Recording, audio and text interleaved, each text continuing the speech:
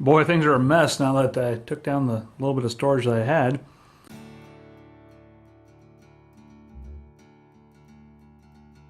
But the insulation's come along pretty well. Anyway, I had an idea for some, kind of free lighting here. Got some of the styrofoam insulation that's foil faced on one side. Check that out.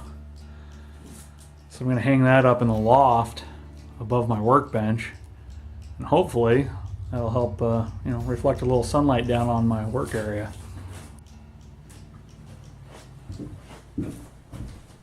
Putting it right up in here.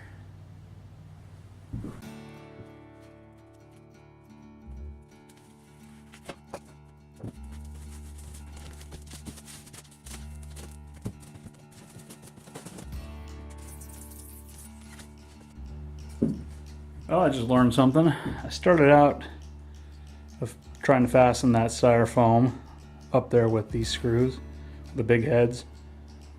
Just being real careful not to crush the heck out of it.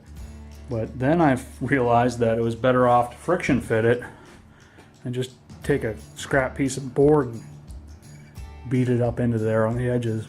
A lot cleaner, and I don't have to worry about the screws tearing through. Screws.